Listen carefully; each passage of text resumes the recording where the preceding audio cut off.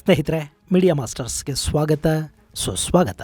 ಗೆಳೆಯರೆ, 2025 ಜಾಗತಿಕ ನಾಯಕತ್ವದಲ್ಲಿ ಸಾಕಷ್ಟು ಬದಲಾವಣೆಗಳನ್ನು ತೋರಿಸ್ತಾ ಇದೆ. ಅಮೆರಿಕದ ಬೆದರಿಕೆ, ಟ್ಯಾರಿಫ್ ಹೆಚ್ಚಳ, ವ್ಯಾಪಾರ ಕುಸಿತದಂತಹ ಸವಾಲುಗಳಿದ್ರೂ ಕೂಡ ಭಾರತ ತನ್ನ ಶಕ್ತಿಯನ್ನ ಈ ವರ್ಷ ಹೆಚ್ಚು ಮಾಡಿಕೊಂಡಿದೆ. ಅಷ್ಟೇ ಅಲ್ಲದೆ ಆಪರೇಷನ್ ಸಿಂಧೂರ್ ನಂತರ ಭಾರತದ ಸೇನಾ ಶಕ್ತಿಯ ವಿರಾಟ್ ದರ್ಶನ ಕೂಡ ಜಗತ್ತಿಗೆ ಆಗಿದೆ. ಈ ಎಲ್ಲ ಕಾರಣಗಳಿಂದ ಭಾರತದ ರೇಟಿಂಗ್ಸ್ ಏರಿಕೆಯಾಗಿದೆ. ಈಗ ಏಷ್ಯಾದ ಪವರ್ ಇಂಡೆಕ್ಸ್ ಅಲ್ಲಿ ಜಪಾನ್ ಹಾಗೂ ರಷ್ಯಾಗಳನ್ನ ಹಿಂದಿಕ್ಕಿ ಭಾರತ 3ನೇ ಸ್ಥಾನಕ್ಕೆ ಬಡ್ತಿಯನ್ನ ಪಡ್ಕೊಂಡಿದೆ ಅನ್ನೋ ಸುದ್ದಿ ಹೊರಬೀಳ್ತಾ ಇದೆ. ಹಾಗಾದ್ರೆ ಏನಿದು ಭಾರತದ ಶಕ್ತಿಯ ಕಥೆ? ಏಷ್ಯಾ ಪವರ್ ಇಂಡೆಕ್ಸ್ ಹೇಳ್ತಾ ಇರೋದಾದ್ರೂ ಏನು ಅನ್ನೋದ್ರ ಬಗ್ಗೆ ಒಂದಷ್ಟು ಮಾಹಿತಿಯನ್ನ ನಾವಿಲ್ಲಿ ನೋಡೋಣ.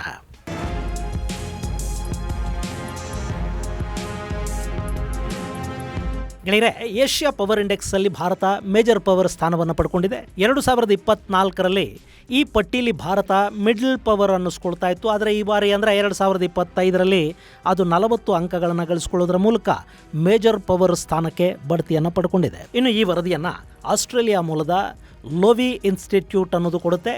ಏಷ್ಯಾ ಪವರ್ ಇಂಡೆಕ್ಸ್ ಪಟ್ಟಿಯನ್ನು ಈ ಸಂಸ್ಥೆ ಪ್ರತಿ ವರ್ಷ ಬಿಡುಗಡೆ ಮಾಡಿದೆ. ಅದೇ ರೀತಿ ಈ ಪಟ್ಟಿಯಲ್ಲಿ ಏಷ್ಯಾ ಹಾಗೂ ಓಷಾನಿಯಾ ದೇಶಗಳಿರುತ್ತವೆ. ಆದರೆ ಈ ಎರಡೂ ಖಂಡಗಳಲ್ಲಿನ ಒಟ್ಟು ದೇಶಗಳ ಪೈಕಿ 27 ದೇಶಗಳನ್ನಷ್ಟೇ ಇಲ್ಲಿ ಗಣನೆಗೆ ತೆಗೆದುಕೊಳ್ಳಲಾಗಿದೆ. ಹಾಗೆಯೇ ಈ ಪಟ್ಟಿಲಿ 2 ಸೂಪರ್ ಪವರ್ಗಳನ್ನು ಕೂಡ ಸೇರಿಸ್ಕೊಳ್ತಾರೆ. ಹಾಗೂ ಏಷ್ಯಾ ಖಂಡದ ಭಾಗ ಅಲ್ಲದೇ ಇದ್ರೂ ಕೂಡ ಅಮೆರಿಕಾದ ಹೆಸರಲ್ಲಿ ಕಾಣಿಸ್ಕೊಳ್ತಾ ಇದೆ. ಇನ್ನು ಏಷ್ಯಾ ದೇಶವಾಗಿರೋ ಚೈನಾ ಜಗತ್ತಿನ ಸೂಪರ್ ಪವರ್ ಅಂತ ಕನ್ಸಿಡರ್ ಆಗಿದೆ. ಗೆಳೆಯರೆ, ಜಗತ್ತಲ್ಲಿ ಚೈನಾ ಮತ್ತು ಅಮೆರಿಕಾಗಳು ಸೂಪರ್ ಪವರ್ ಅನ್ನಿಸ್ಕೊಳ್ತವೆ. ಆ ನಂತರ ಉಳಿದೆಲ್ಲ ದೇಶಗಳ ಶಕ್ತಿ ಅನಾವರಣ ಆಗುತ್ತೆ. ಇಲ್ಲಿ ಈ ಸಂಸ್ಥೆ ಹೇಗೆ ದೇಶಗಳನ್ನು super power, major power, middle power, minor power ಅಂತ ವರ್ಗೀಕರಿಸಿದೆ ಅನ್ನೋದನ್ನ ನೋಡೋದಾದ್ರೆ, ಯಾವ ದೇಶ ರಕ್ಷಣೆ, ಆರ್ಥಿಕತೆ, ಸಾಫ್ಟ್ ಪವರ್, ನಿರ್ಭರತೆ ಈ ವಿಷಯಗಳಲ್ಲಿ 100ಕ್ಕೆ 70ಕ್ಕಿಂತ ಹೆಚ್ಚು ಅಂಕಗಳನ್ನು ಗಳಿಸುತ್ತೋ ಅಂಥ ದೇಶವನ್ನ ಸೂಪರ್ ಪವರ್ ಅಂತ ಕನ್ಸಿಡರ್ ಮಾಡ್ತಾರೆ. ಈ ಸೂಪರ್ ಪವರ್ಗಳು ಜಗತ್ತಿನ ಯಾವುದೇ ಭಾಗದ ಯಾವುದೇ ಖಂಡದ ಇಂಡೆಕ್ಸ್ ಅನ್ನ ಬಿಡುಗಡೆ ಮಾಡಿದಾಗಲೂ ಕಾಣಿಸ್ಕೊಳ್ತಾ ಇರ್ತವೆ. ಉದಾಹರಣೆಗೆ ಯುರೋಪ್ ದೇಶಗಳ ರ್ಯಾಂಕಿಂಗ್ ಬಿಡುಗಡೆ ಆದಾಗ ಕೂಡ ಅದರಲ್ಲಿ ಅಮೆರಿಕ ಮತ್ತು ಚೈನಾಗಳ ಹೆಸರಿದ್ದೇ ಇರುತ್ತೆ. ಯಾಕೆಂದ್ರೆ ಆ ಎರಡು ಜಗತ್ತಿನ ಸೂಪರ್ ಪವರ್ ದೇಶಗಳು ಅನ್ನಿಸ್ಕೊಳ್ತವೆ. ಸೊ ಇಲ್ಲಿ ಕೂಡ 70ಕ್ಕೂ ಹೆಚ್ಚು ಅಂಕಗಳನ್ನು ಹೊಂದಿರುವ ಅಮೆರಿಕ ಹಾಗೂ ಚೈನಾಗಳನ್ನ ಸೂಪರ್ ಪವರ್ ಅಂತ ಕನ್ಸಿಡರ್ ಮಾಡಿ ಮೊದಲ 2 ಸ್ಥಾನಗಳನ್ನು ಈ 2 ದೇಶಗಳಿಗೆ ಕೊಟ್ಟಿದ್ದಾರೆ. ಅದರಲ್ಲೂ ಅಮೆರಿಕ 80.4 ಅಂಕಗಳನ್ನು ಪಡೆಯೋದರ ಮೂಲಕ ಮೊದಲ ಸ್ಥಾನದಲ್ಲಿದ್ದರೆ ಚೈನಾ 73.7 ಅಂಕಗಳನ್ನು ಪಡ್ಕೊಂಡು 2ನೇ ಸ್ಥಾನವನ್ನು ಗಿಟ್ಟಿಸ್ಕೊಂಡಿದೆ. ಇನ್ನು ಈ ಪಟ್ಟಿಲಿ ಯಾವ ದೇಶ 40 ಹಾಗೂ ಅದಕ್ಕಿಂತ ಹೆಚ್ಚಿನ ಅಂಕಗಳನ್ನು ಪಡ್ಕೊಳ್ತೋ ಆ ದೇಶವನ್ನು ಮೇಜರ್ ಪವರ್ ಅಂತ ಗುರುತಿಸ್ತಾರೆ. ಸದ್ಯಕ್ಕೆ ಏಷ್ಯಾದಲ್ಲಿ 40 ಅಂಕಗಳನ್ನು ಪಡೆದಿರುವ ಏಕೈಕ ದೇಶ ಅಂದರೆ ಅದು ಭಾರತ. ಹೀಗಾಗಿ ಭಾರತ ಏಷ್ಯಾದ ಮೇಜರ್ ಪವರ್ ಅನ್ನಿಸ್ಕೊಳ್ತಾ ಇದೆ. ಹಾಗೆಯೇ 40ಕ್ಕಿಂತ ಕಡಿಮೆ ಹಾಗೂ 10ಕ್ಕಿಂತಲೂ ಹೆಚ್ಚು ಅಂಕಗಳನ್ನು ಪಡ್ಕೊಂಡಿರೋ ದೇಶಗಳನ್ನು ಮಿಡಲ್ ಪವರ್ ದೇಶಗಳ ಪಟ್ಟಿಯಲ್ಲಿ ಇಡಲಾಗುತ್ತೆ. ಈ ಮಿಡಲ್ ಪವರ್ ದೇಶಗಳ ಪಟ್ಟಿಯಲ್ಲಿ 38 ಅಂಕಗಳನ್ನು ಪಡ್ಕೊಂಡಿರುವ ಜಪಾನ್ ಇದೆ. ಆ ನಂತರ 32.1 ಅಂಕವನ್ನು ಪಡ್ಕೊಂಡಿರುವ ರಷ್ಯಾ ಇದೆ. ಹಾಗೆಯೇ 31.8 ಅಂಕಗಳನ್ನು ಪಡ್ಕೊಂಡಿರುವ ಆಸ್ಟ್ರೇಲಿಯಾ ರಷ್ಯಾದ ನಂತರದ ಸ್ಥಾನವನ್ನು ಪಡ್ಕೊಂಡ್ರೆ, ಆ ನಂತರ 31.5 ಅಂಕಗಳನ್ನು ಪಡೆಯೋದ್ರ ಮೂಲಕ ಸೌತ್ ಕೊರಿಯಾ ಕಾಣಿಸ್ಕೊಳ್ಳುತ್ತೆ. ಅದಾದ ಮೇಲೆ ಸಿಂಗಪೂರ್ ಇದೆ, ಇಂಡೋನೇಷ್ಯಾ ಇದೆ, Malaysia, Thailand, Vietnam, New Zealand, Taiwan.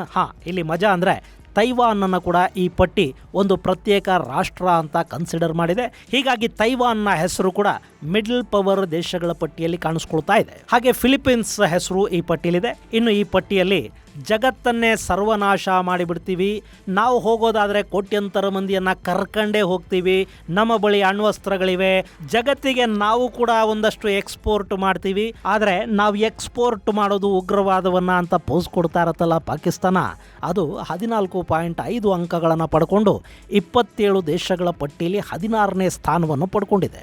ಇಲ್ಲಿ ಒಂದು ದೇಶ ಎಷ್ಟು ಬಲಿಷ್ಠ ಅನ್ನೋದನ್ನ ಅಣ್ವಸ್ತ್ರಗಳು ನಿರ್ಧಾರ ಮಾಡೋದಿಲ್ಲ. ಆ ದೇಶದ ಆರ್ಥಿಕತೆ, ಅಲ್ಲಿನ ನಿರ್ಭರತೆ, ಉದ್ಯೋಗ ಸೃಷ್ಟಿ, ಆ ದೇಶ ಬೆಳೆಸಿಕೊಂಡ ಸಾಫ್ಟ್ ಪವರ್, ಅವರ ಸಂಸ್ಕೃತಿ ಇವೆಲ್ಲ ಕೂಡ ಆ ದೇಶದ ಶಕ್ತಿಯನ್ನ ಪ್ರತಿಬಿಂಬಿಸುತ್ತವೆ. ಇನ್ನು ಕಳೆದ ವರ್ಷದ ಜೊತೆ ಈ ವರ್ಷವನ್ನ ನಾವು ಹೋಲಿಕೆ ಮಾಡಿಕೊಂಡು ನೋಡಿದ್ರೆ, ಏಷ್ಯಾದಲ್ಲಿ ಅತಿ ಹೆಚ್ಚು ಗೈನ್ ಮಾಡಿರೋದು ಉತ್ತರ ಕೊರಿಯಾ ಅನ್ನೋ ಮಾಹಿತಿಯನ್ನ ಈ ಲೋವೈ ಸಂಸ್ಥೆ ಕೊಡ್ತಾ ಇದೆ. ಅದು ಕಳೆದ ಬಾರಿಗಿಂತ ಈ ಬಾರಿ 1.5 ಹೆಚ್ಚುವರಿ ಅಂಕಗಳನ್ನು ಗಳಿಸಿಕೊಂಡಿದೆ. ಆ ನಂತರದಲ್ಲಿ 1.2 ಅಂಕಗಳನ್ನು ಹೆಚ್ಚು ಮಾಡಿಕೊಂಡಿರುವ ವಿಯೆಟ್ನಾಂ ಇದೆ. ಇನ್ನು ಏಷ್ಯಾದ ಮಿಡಲ್ ಪವರ್ಗಳ ಪಟ್ಟಿಯಲ್ಲಿ ಕೊನೆಯದಾಗಿ ಕಾಣಿಸಿಕೊಳ್ಳುವುದು ಬ್ರೂನಿ. ಅದು 10.6 ಅಂಕಗಳನ್ನು ಪಡ್ಕೊಂಡಿದೆ. ಇನ್ನುಳಿದಂತೆ Cambodia, Bangladesh, Sri Lanka, Laos, Myanmar, Mongolia, Nepal, Timor Leste ಹಾಗೂ ಪಪುವಾ ನ್ಯೂ ಗಿನಿಯಾಗಳು 10ಕ್ಕಿಂತಲೂ ಕಡಿಮೆ ಅಂಕಗಳನ್ನು ಪಡ್ಕೊಂಡಿವೆ. ಗೆಳೆಯರೆ, ಇಲ್ಲಿ ಈ ಎಲ್ಲ ದೇಶಗಳ ಹೆಸರನ್ನು ಕೂಡ ನೀವು ಕೇಳಿರ್ತೀರಿ. ಆದರೆ ಈ ತಿಮೋರ್ ಲೆಸ್ಟ್ ಅನ್ನೋ ದೇಶದ ಬಗ್ಗೆ ನೀವು ತುಂಬಾ ಕಡಿಮೆ ಕೇಳಿರ್ತೀರಿ ಅಂದ್ಕೊಂಡಿದ್ದೀನಿ. ಇದು ಆಗ್ನೇಯ ಏಷ್ಯಾದಲ್ಲಿನ ಒಂದು ದೇಶ. ನೀವು ಇದನ್ನ ಮ್ಯಾಪ್ ಅಲ್ಲಿ ಹುಡುಕೋದಾದ್ರೆ ಇದು ತಿಮೋರ್ ಸಮುದ್ರದಲ್ಲಿ ಕಾಣಿಸ್ಕೊಳ್ಳುತ್ತೆ. ಆಸ್ಟ್ರೇಲಿಯಾದ ಮೇಲ್ಭಾಗದಲ್ಲಿ, ಇಂಡೋನೇಷ್ಯಾದ ಕೆಳಭಾಗದಲ್ಲಿ, ಪಪುವಾ ನ್ಯೂಗಿನಿಯಾದ ಪಶ್ಚಿಮದಲ್ಲಿ ನೀವು ನೋಡ್ತಾ ಇರೋ ಈ ಚಿಕ್ಕ ಭೂಪ್ರದೇಶ ಇದೆ ನೋಡಿ, ಇದು ತಿಮೋರ್ ಲೆಸ್ಟ್. ಇದು ಸುಮಾರು 14,950 ಚದರ ಕಿಲೋಮೀಟರ್ಗಳಷ್ಟು ವಿಸ್ತೀರ್ಣವನ್ನ ಹೊಂದಿದೆ. ಇಲ್ಲಿ ಸುಮಾರು 13.5 ಲಕ್ಷ ಜನ ವಾಸ ಮಾಡ್ತಾರೆ ಮತ್ತು ಇದೊಂದು ಕ್ರೈಸ್ತ ದೇಶ. ದಿಲ್ಲಿ ಅನ್ನೋದು ಇದರ ರಾಜಧಾನಿ ನಗರ. ಈ ಪುಟ್ಟ ದೇಶದ ಹೆಸರು ಕೂಡ 27 ದೇಶಗಳ ಏಷ್ಯಾದ ಪವರ್ ಇಂಡೆಕ್ಸ್ ಅಲ್ಲಿ ಕಾಣಿಸ್ಕೊಳ್ತಾ ಇದೆ. ಗೆಳೆಯರೆ, ಇದನ್ನ ಏಷ್ಯನ್ ಪವರ್ ಇಂಡೆಕ್ಸ್ ಅಂತ ಕರೀತಾರೆ. ಆದ್ರೆ ಇಲ್ಲಿ ಟರ್ಕಿಯ ಬಗ್ಗೆ ಪ್ರಸ್ತಾಪ ಇಲ್ಲ, ಇಸ್ರೇಲ್ ಬಗ್ಗೆ ಇಲ್ಲಿ ಏನು ಹೇಳಿಲ್ಲ, ಇರಾನ್, ಸೌದಿ ಅರೇಬಿಯಾಗಳ ಬಗ್ಗೆ ಇಲ್ಲಿ ಮಾತು ಕೂಡ ಆಡಿಲ್ಲ, ತಜಕ್, UAE ಇವ್ಯಾವುಗಳ ಬಗ್ಗೆ ಕೂಡ ಈ ಪಟ್ಟಿಲಿ ಮಾಹಿತಿ ಇಲ್ಲ. ಆದರೂ ಇದನ್ನ ಏಷ್ಯಾದ ಇಂಡೆಕ್ಸ್ ಅಂತ ಕರೀತಾರೆ. ಇನ್ನು ಈ ಪಟ್ಟಿಯನ್ನು ಬಿಡುಗಡೆ ಮಾಡಿರೋ ಸಂಸ್ಥೆ ತಾನು ಯಾವೆಲ್ಲ ಅಂಶಗಳ ಆಧಾರದಲ್ಲಿ ಈ ಪಟ್ಟಿಯನ್ನು ಬಿಡುಗಡೆ ಮಾಡಿದೆ ಅನ್ನೋದನ್ನು ಕೂಡ ಹೇಳಿಕೊಂಡಿದೆ.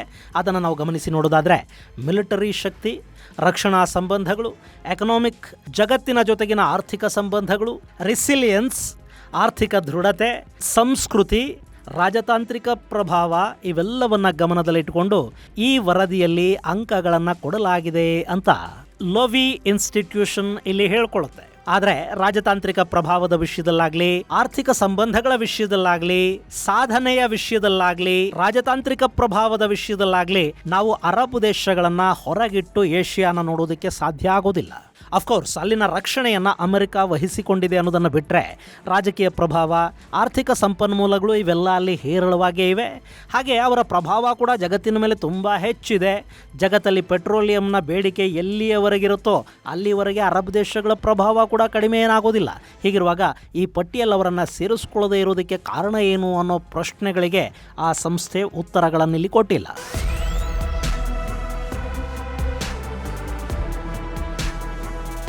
ಇನ್ನು ಇಸ್ರೇಲ್. ಇವತ್ತು ಇಸ್ರೇಲ್ ಜಗತ್ತಿನ ಬಲಿಷ್ಠ ಸೇನಾ ಶಕ್ತಿಗಳ ಪೈಕಿ ಒಂದು. ಅವರ ಆರ್ಥಿಕತೆ ಕೂಡ ಚೆನ್ನಾಗಿದೆ. ಯಹೂದಿಗಳ ಸಂಸ್ಕೃತಿಗೆ ಸಹಸ್ರಾರು ವರ್ಷಗಳ ಇತಿಹಾಸ ಇದೆ. ಅವರಲ್ಲಿ ಆರ್ಥಿಕ ಸಂಪನ್ಮೂಲಗಳಿಗೆ ಕೊರತೆ ಇಲ್ಲ. ಜಗತ್ತಿನ ಅತಿದೊಡ್ಡ ಶ್ರೀಮಂತರಲ್ಲಿ ಬಹಳಷ್ಟು ಮಂದಿ ಯಹೂದಿಗಳೇ ಇದ್ದಾರೆ. ಯಾವ ದೇಶವನ್ನು ಈ ಪಟ್ಟಿ ಸೂಪರ್ ಪವರ್ ಸ್ಥಾನದಲ್ಲಿಟ್ಟಿದೆಯೋ ಆ ಸೂಪರ್ ಪವರನ್ನು ಕೂಡ ಬೆರಳ ತುದಿಯ ಇಶಾರೆಯಲ್ಲಿ ಆಡಿಸಬಲ್ಲ ಶಕ್ತಿ ಇರೋದು ಯಹೂದಿಗಳಿಗೆ. ಅಮೆರಿಕಾದ ಆರ್ಥಿಕತೆಯನ್ನು ನಿರ್ಧರಿಸೋದು ಅವರು. ಅಮೆರಿಕ ಅನ್ನೋ ದೇಶ ಇಸ್ರೇಲಿನ ತಾಳಕ್ಕೆ ತಕ್ಕ ಹಾಗೆ ಕುಣಿಬೇಕಾಗಿ ಬರುತ್ತೆ, ಕುಣಿಯುತ್ತೆ ಕೂಡ. ಇಷ್ಟಾದರೂ ಆ ಪಟ್ಟಿಯಲ್ಲಿ ಇಸ್ರೇಲ್ನ ಹೆಸರಿಲ್ಲ. ಇನ್ನು ಇರಾನ್. ಇವತ್ತು ಅಮೆರಿಕಾನ ಹಾಗೂ ಇಸ್ರೇಲ್ನ ಎದುರು ಹಾಕ್ಕೊಂಡು ಇನ್ನೂ ಉಳ್ಕೊಂಡಿರೋ ದೇಶ ಈ ಇರಾನ್.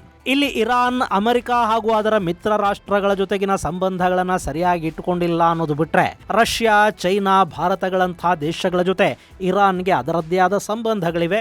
ಭೌಗೋಳಿಕವಾಗಿ ಕೂಡ ಇರಾನ್ಗೆ ಅದರದ್ದೇ ಆದ ಮಹತ್ವ ಇದೆ. ಇಷ್ಟಾದರೂ ಇರಾನ್ನ ಹೆಸರು ಈ ಪಟ್ಟಿಯಲ್ಲಿ ಕಾಣಿಸ್ಕೊಳ್ತಾ ಇಲ್ಲ. ಯಾಕೆ ಅನ್ನೋದರ ಬಗ್ಗೆ ಸ್ಪಷ್ಟತೆ ಇಲ್ಲ. ಏನೋ ಅಂತೂ ಅವರೊಂದು ಪಟ್ಟಿನ ರಿಲೀಸ್ ಮಾಡಿದ್ದಾರೆ. ಅದರ ಪ್ರಕಾರ ಭಾರತ ಈಗ ಚೈನಾನ ಹೊರತುಪಡಿಸಿದರೆ ಏಷ್ಯಾದ ಸೂಪರ್ ಪವರ್ ಅಂತ ಅನ್ನಿಸ್ಕೊಳ್ತಾ ಇದೆ. ಇಲ್ಲಿ ಭಾರತ ತನ್ನ ಪ್ರಭಾವವನ್ನು ಈ ಮಟ್ಟಕ್ಕೆ ಹೆಚ್ಚು ಮಾಡಿಕೊಳ್ಳೋದಕ್ಕೆ ಕಾರಣ ಆಗಿರೋದು ಭಾರತದ ಆತ್ಮನಿರ್ಭರತೆ. ಗೆಳೆಯರೆ, ಟ್ರಂಪ್ ಅಧಿಕಾರಕ್ಕೆ ಬಂದ ದಿನದಿಂದಲೂ ಕೂಡ ಭಾರತದ ವಿರುದ್ಧ ಒಂದು ಅಸಹನೆಯನ್ನು ಪ್ರದರ್ಶಿಸುತ್ತಲೇ ಬರ್ತಾ ಇದ್ದಾರೆ.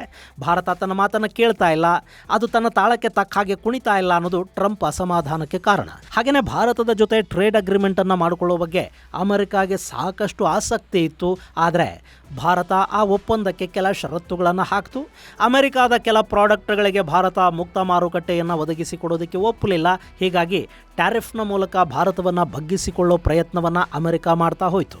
ಇನ್ನು ಅಮೆರಿಕಾದ ಅಧ್ಯಕ್ಷ ಡೊನಾಲ್ಡ್ ಟ್ರಂಪ್ ನೊಬೆಲ್ ಪ್ರಶಸ್ತಿಗಾಗಿ ಪ್ರಯತ್ನ ಪಡ್ತಿದ್ದಾಗ ಆತನನ್ನು ಹೊಗಳಿ ಅಟ್ಟಕ್ಕೇರಿಸುವ ಪ್ರಯತ್ನವನ್ನು ಭಾರತ ಮಾಡಬೇಕಿತ್ತು. ಆದರೆ ಆ ಕೆಲಸವನ್ನು ಭಾರತ ಮಾಡಲಿಲ್ಲ ಅನ್ನೋ ಅಸಮಾಧಾನವೊಂದು ಡೊನಾಲ್ಡ್ ಟ್ರಂಪ್ ಮನಸ್ಸಲ್ಲಿ ಉಳ್ಕೊಂಡಿದೆ. ಹೀಗಾಗಿ ಭಾರತದ ವಿರುದ್ಧ ಪ್ರತೀಕಾರಾತ್ಮಕ ಅನ್ನಿಸೋ ಥರದ ಕ್ರಿಯೆಗಳಿಗೆ ಡೊನಾಲ್ಡ್ ಟ್ರಂಪ್ ಅಲ್ಲಿ ಮುಂದಾದರು.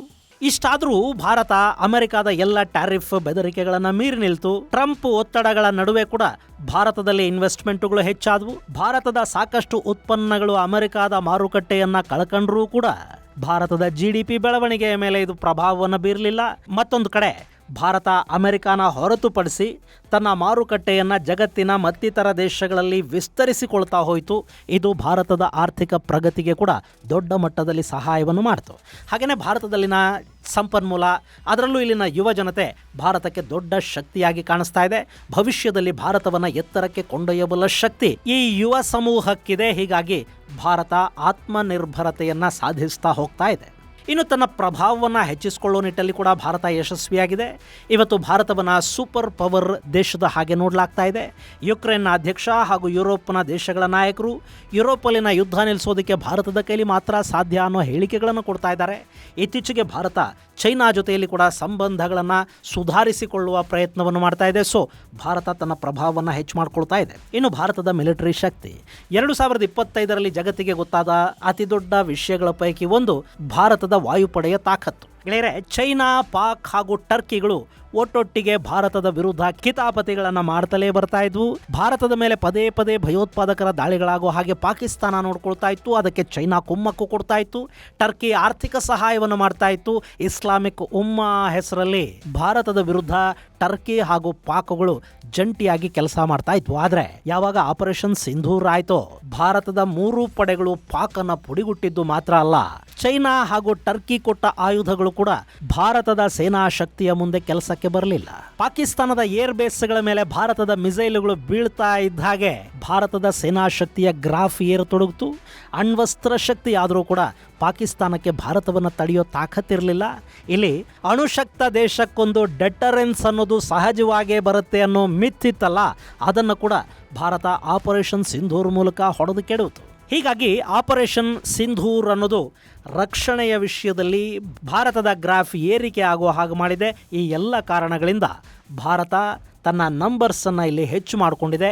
ಮುಂದಿನ ದಿನಗಳಲ್ಲಿ ಇನ್ನಷ್ಟು ಶಕ್ತಿಶಾಲಿಯಾಗಿ ಭಾರತ ಕಾಣಿಸ್ಕೊಳ್ಳಿ. ಆದಷ್ಟು ಬೇಗ 70ಕ್ಕೂ ಹೆಚ್ಚು ಅಂಕಗಳನ್ನು ಪಡೆಯೋದ್ರ ಮೂಲಕ ಭಾರತ ಸೂಪರ್ ಪವರ್ ದೇಶಗಳ ಪಟ್ಟಿಯನ್ನು ಸೇರಲಿ ಅಂತ ಆಶಿಸ್ತಾ ಈ ಮಾಹಿತಿಯನ್ನು ಮುಗಿಸ್ತೀನಿ. ಮುಂದಿನ ಸಂಚಿಕೆಯಲ್ಲಿ ಮತ್ತಷ್ಟು ವಿಶೇಷಗಳ ಜೊತೆ ಮತ್ತೆ ಭೇಟಿಯಾಗೋಣ. ಅಲ್ಲಿವರೆಗೆ ಜೈ ಹಿಂದ್, ಜೈ ಕರ್ನಾಟಕ.